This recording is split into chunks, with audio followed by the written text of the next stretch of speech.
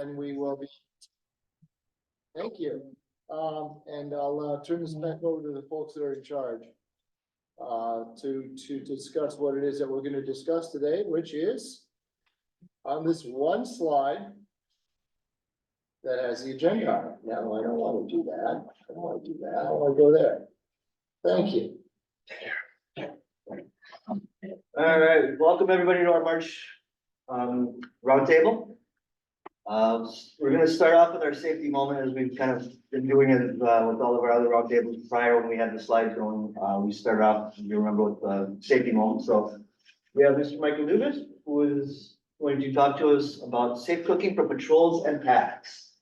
You know, I thought that my friend Sean asked me to do this because of my great scouting skills and my ability to cook anywhere, anytime. It was, it is, but. However, my biggest thing to share with everybody, and with lots of experiences of cooking with scouts, Cub Scouts, Boy Scouts, high adventure activities. It's not so much what you're cooking, it's how clean you're cooking. I did a lot of looking at different scout presentations, Brian on scouting presentations related to scout cooking. And I've got one that's put up by the Boy Scouts of America, and it gives me all sorts of silly temperatures, like 165 degrees for poultry, and 155 degrees for hamburger, and 140 degrees for ham and roast, processed, fully cooked to reheat. I don't know how many scout troops or Cub Scout packs go out with thermometers and check the food while they're cooking it. That has nothing to do with safe cooking. All about cleanliness, cleanliness, cleanliness. The biggest thing is washing our hands over and over and over. If a scout or a scouter, Mr. Dubas, is touching meat of any kind of product, whether it's beef, whether it's venison, whether it's chicken, you need to wash your hands. And when you then get done touching the potatoes, you need to wash your hands again. And when you're using cutting surfaces, I've seen presentations and they're constantly washing, especially with meats. If you've got a cutting surface, you need to wash that surface in soap and water, warm soap and water, cool it off, get it ready for the next product going on that surface. I did find a few notes because scouting loves acronyms. There are the 3 C's to cleanliness and staying healthy, talking about cold, clean, and cook it thoroughly. There was something out there called acute gastroenteritis. I thought, well, that sounds like it's deadly. And it's strictly food poisoning. It's vomiting, diarrhea, cramping in the stomach, stuff like that. It can occur within hours of eating bad food. It can occur in a couple of days of eating bad food. Bottom line is keep your hands clean, keep your cutting surfaces clean, keep your dishes clean. Okay, now I throw myself on the sword. Once upon a time, there might have been a day when Mr. Dubas was making pure canned chicken in the backyard. And I rubbed down the outside of this Amish free-ranging chicken with all sorts of really cool spices. And then I poured them on the inside. And then I took a half an onion and I stuck it up in the neck of the chicken so that all the beer in the beer can wouldn't steam away, and I put it on the grill. As I walked in the house, I thought, look at all of those delicious spices on my fingers. And I might have licked a couple of my fingers to get some spices on. That was on a Sunday afternoon at 3 p.m. in 2012. I remember it well. He's still in the bathroom. By Tuesday, I was looking a little peaked, Mrs. Dubas said. By Wednesday, I had the chills. By Thursday, I was in severe acute gastroenteritis. Right. That wasn't what it was. That would have been easy. That would have been something they looked for right away. Okay, Jamie, help me out. I had something worse. And I wound up in the emergency room and they were testing and testing and testing and testing. And can't think of it. I had 7 no, worse. I had something that should have been taken out of the chicken if it was a normal grocery store chicken when it was radiated and went through everything. Because this was a Amish free ranging chicken, I had something else and I was wound up in a hospital for about a week. And, I learned my lesson, I think. But the bottom line is I went through all of this to prepare. Something I know that we try to do with our scouts. And I can tell you that every summer camp is like, no, stop. Wash that, clean that, wash your hands. The biggest thing for keeping everybody safe, keeping everybody healthy is cleanliness. Washing your hands, washing your cutting surfaces, washing the utensils you're using. Temperatures, cooking your meat at least medium well.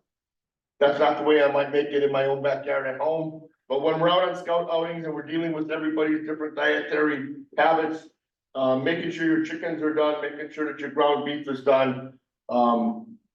It's just that important to keeping everybody healthy. So, at some point I'll search my phone and I'll come up with the name of it before the end of the meeting, but, they always say chicken slime is terrible, chicken slime is bad for you, wash your hands. Well, I did it and it almost killed me, so. I share that story with my scouts all the time, hoping to scare them good and hard, make sure they wash their hands. Stupid, thank you. I'm still here. Thank goodness. I eat chicken all the time just to get even with them. Now, the pizza we do have at the meeting No tonight chicken. is totally cooked through, it's totally good, and please go have some. So if you do happen to come to a round table, you may also be able to enjoy some of the pizza as well. So, moving on tonight, Daniel was gonna update us with scouting for food. Yeah, so we have scouting for food coming up, the distribution of the door hangers, that'll be this Saturday, March 9th. If you haven't picked up door hangers yet, or you know hasn't, they're upstairs, just by the bathrooms, right past the program services desk. Feel free to grab those if you haven't yet. Our district currently has 35 units signed up and an additional 7 or 8 that have said that they are, but haven't signed up. So it brings us to a total of 43, give or take. We still need some volunteers at the collection sites on Saturday, March 16th. So if you are an individual not tied to a unit, or your unit's not participating, or you know of a unit who's not doing it, but might be interested in helping that day, feel free to send them forward, let me know. And we'll get them connected with one of the sites. Most units should now have their area, their route assigned. If you have any questions about what that is, also let me know. But we also have a few units already signed up to just help with the collection. But we'll need a few more of those. One thing, at least for this year, the council will be sending out information on your unit's collection site. So if you're signed up for scouting for food, you'll hear from the council about where to bring your food on the 16th. So make sure you watch out for that so that you know where to bring it. Don't just kind of bring it wherever. So we want to make sure that we don't overload the collection sites, and also some collection sites who participated in the past are not participating this year for various reasons. So keep an eye out for that. Again, if anyone knows anyone or themselves are interested, let me know if you're interested in helping at the collection sites on the 16th. It'll be a good event. This will be a uniform event, correct? Yes. And looking at the forecast, we got 40% chance of rain, so do be prepared. Remember to prepare yourselves and your scouts for the potential of wet weather. Fortunately, the drop-off weekend, you can dodge the raindrops, because you don't have to have it all done between 9 and 12 in the morning. On the pickup day, on the other hand, that's that 3-hour window, that's all they get. I mean, if you find food later, I think it's gotta be brought to one of the grocery stores and so forth, you'll find more information about that. But that's also, just a good reminder for units that are having a hard time getting people to sign up to help. Is that, for the drop off, there's a little bit of flexibility there. So that when they say, well, I've got basketball on Saturday morning. Well, what are you doing Saturday afternoon, Sunday morning and Sunday afternoon? Because those are all perfectly good times to distribute tags. So. I've actually had that exact conversation with a couple of people when they tried. And they realized how quickly the excuses were very weak tea. Alright. Anybody else, anything with scouting for food? Questions or anything from? No, okay. That's closed, moving on, Order of the Arrow, Abby. Yeah, do we have any slides? No, we don't. That's okay. I wasn't This is sure. the one slide. We had 0 slides last time, but I thought having at least something to look at would be good. Yeah. I don't want to get into another slide where. So, So. the chapter still has our monthly chapter meetings, the first Monday of the month, which is right before the roundtable, so, if you're interested in going, see what it's about, if you're an Order of the Arrow member, it's St. Rita's Church in West Allis from 6:30 to 8 p.m. first Monday of the month. Some upcoming events. The Elwha chapter is holding a parkway cleanup on April 13th from 10 a.m. to 2 p.m. This is open for anyone to join us. We'll meet up at St. Rita's Parish in West Allis and then go from there. We'll cover both sides of the parkway. We'll be sending out an email shortly, containing more information. And if you're there in the afternoon, Mr. Davis has volunteered to make food for people. So if you want to do some service, have some food and meet new people, it's a great thing to come to.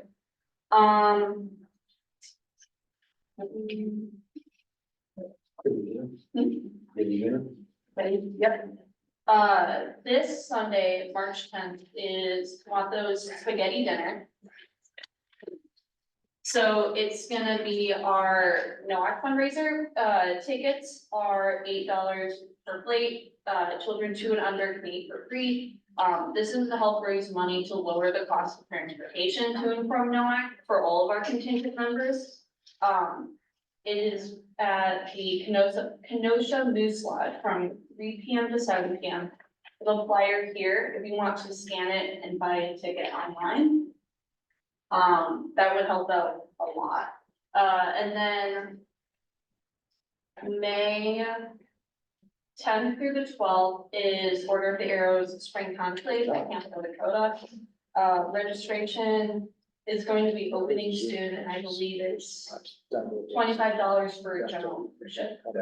And then we're still continuing unit elections. If your unit has not scheduled an election, feel free to reach out by email or check your lodge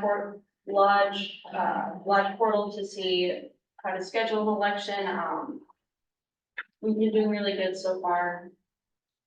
Yeah, that's about all I have. What about? Yeah.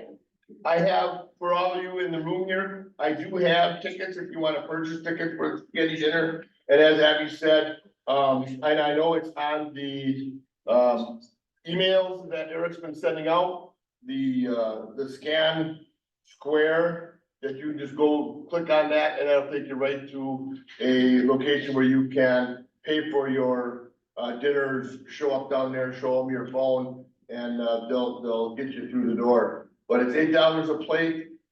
We do have 32 people signed up to attend the National Order of the Arrow Conference in Boulder, Colorado. We're gonna be flying out there end of July.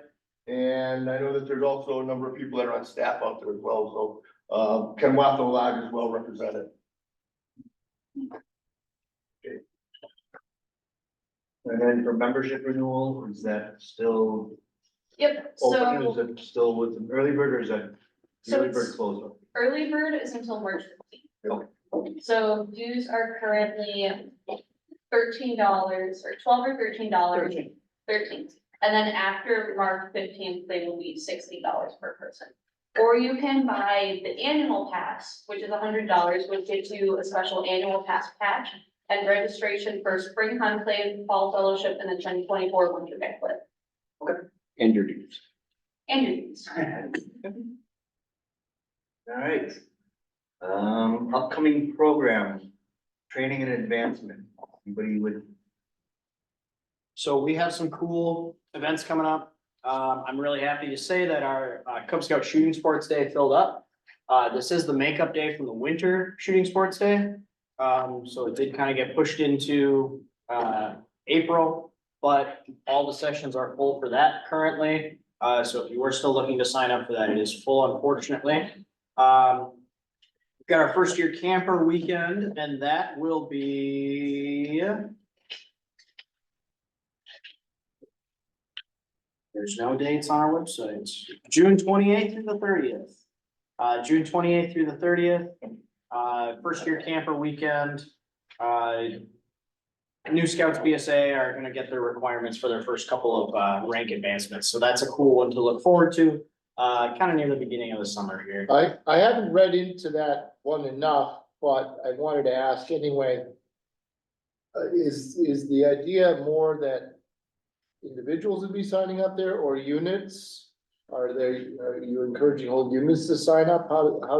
What's the gist of that? So it does seem like, well, I mean, you're gonna be working on a lot of just your regular old scout skills, that kind of thing. Correct. Some of the highlights of it would be cooking, scout skills, swimming, first aid, leadership, all that kind of stuff. All right, I do think it'd be nice to do it as a group, but if somebody needs requirements for those merit badges, it wouldn't be a bad idea for them to go either. okay, So it can be a little selfish personal game, but it can also be a team building group event.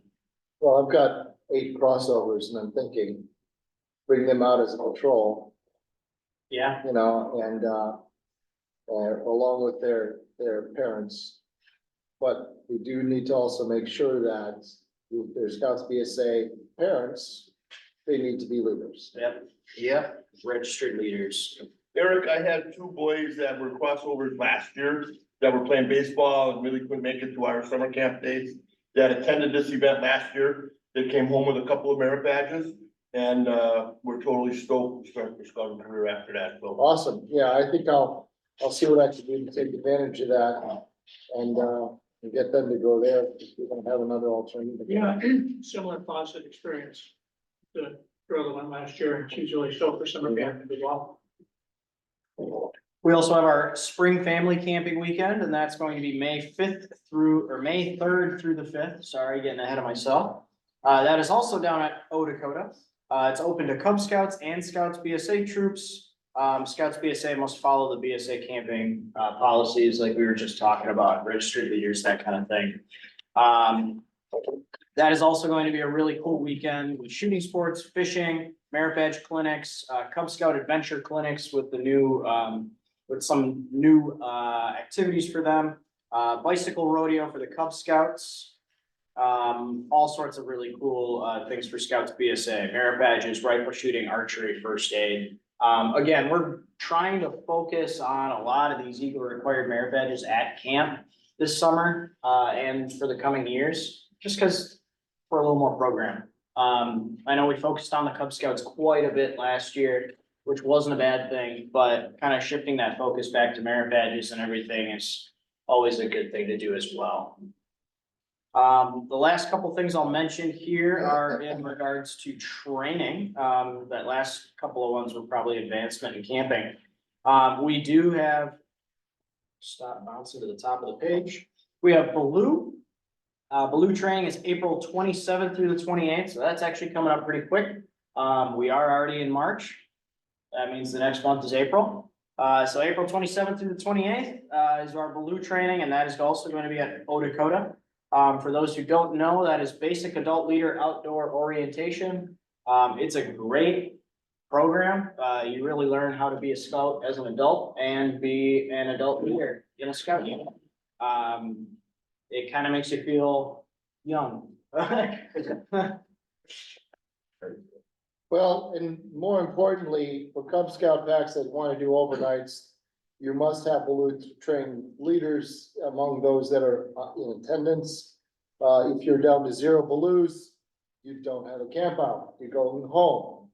So that's why it's good to have 2 or 3 or 4, because if one of them gets called off on, you know, army duty or eats Mike's chicken, then you still have another Baloo around to make sure that you've got that requirement in place.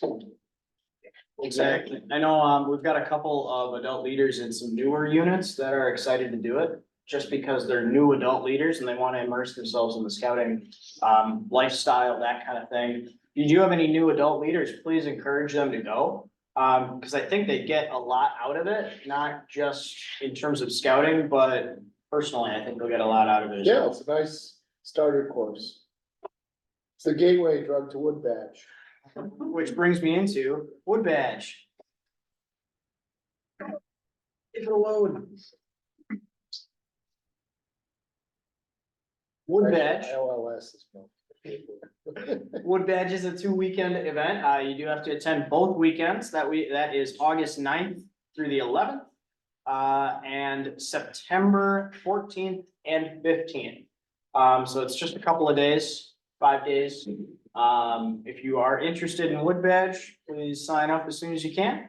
Like I said, you gotta attend both of those weekends, so keep that on your radar. The last training I'm John? gonna, yep. John, before you go on, I'm gonna keep harping on it until I turn blue in the face or I get done eating my chicken. This course, 2024, the course director is Jonathan Schrader from, Aurora District. And if I go back to people like my friends like Floyd and Mike over here, that were part of the old West District, and then part of the Iron Horse District, and now Aurora District, we have always supported the Wood Badge course. We've always supported our course directors when somebody coming from the Iron Horse or Aurora District. So, if you haven't taken Wood Badge, if you haven't been a part of that, they've made it about as good as they can for you. The first weekend is all day Friday, Saturday, Sunday. The second weekend, you don't need to get there till Saturday morning, so it's just Saturday, Sunday, missing pretty much, if you're working Monday to Friday, one work day. I've been a part of a lot of courses over the years. It's a lot of fun. It's a lot of camaraderie. It's a lot of getting to know the other scouters in your council and even some from other councils. So I highly, highly, highly recommend it. And if you have it in your schedule, come out and support Jonathan Schrader as our course director for this year. Thank you, thank you. Anything else on Wood Badge or Baloo there?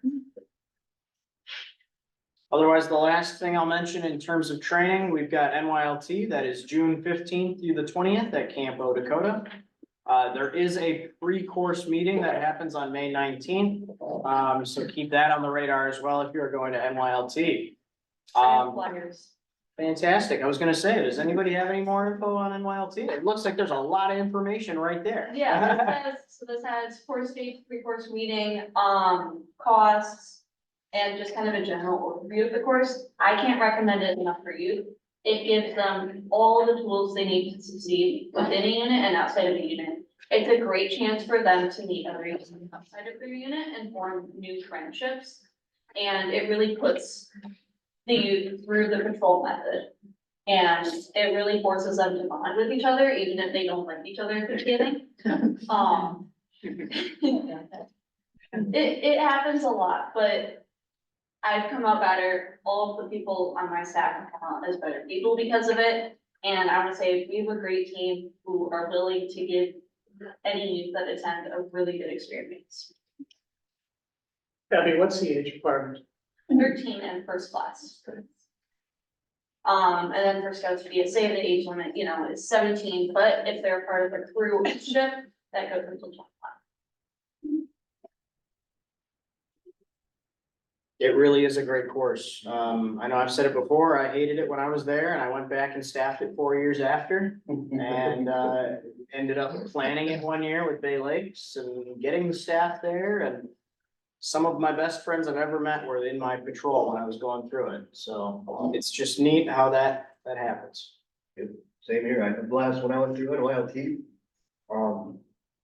Except when I went through it, it was, JLT, right, well, we were West District back then, or We were West District. we were still West District? Yeah, you're old.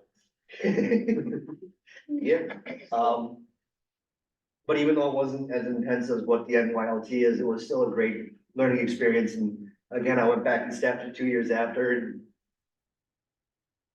a lot of the stuff I learned then I still use today, so. All right. Anyone, anything else? For upcoming program highlights, anything there? Otherwise, I do want to give Bernie a minute if you want to talk about FOS for just a second. So a quick logistics question, because of the Zoom account issues we're having, in 3.5 minutes, the Zoom is gonna go down. For those of you that are online with us, I will get the Zoom back up as quickly as possible. But also warning folks here that if we're in the middle of giving them some really important information about FOS, we might have to repeat it. So, with that, no pressure, Bernie. Go. I actually here that told where we were at. I think we've got like 20,000 Just over. and, we're still getting people to sign up for dates. I've got a few dates and I've got a couple more people that have just called me and want dates. So we're getting better at getting people lined up. So it's good.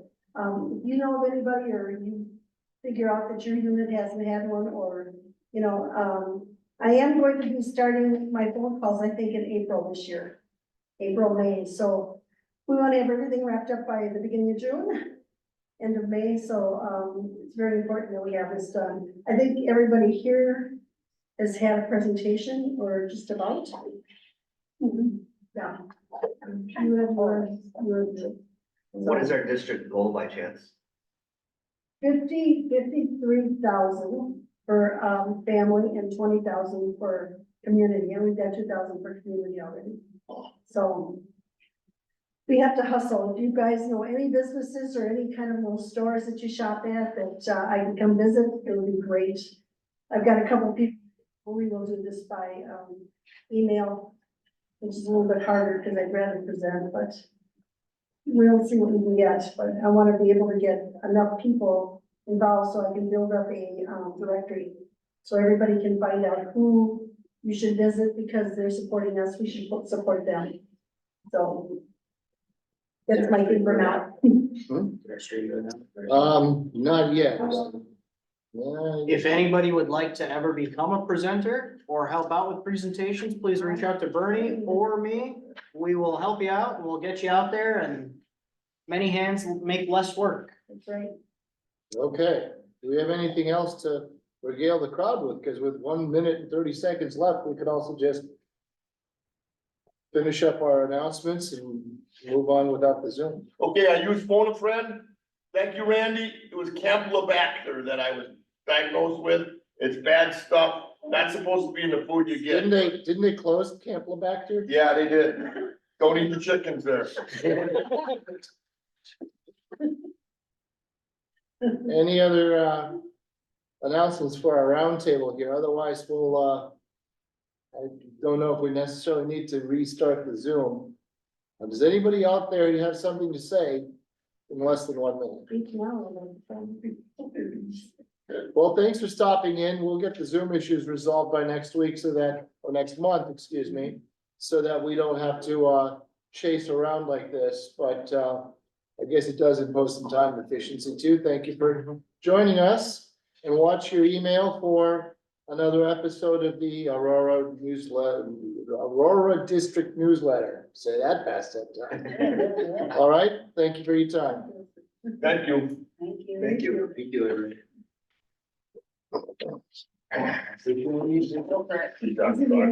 I don't know if I have anything for a crazy district professional minute. I don't know if I have anything crazy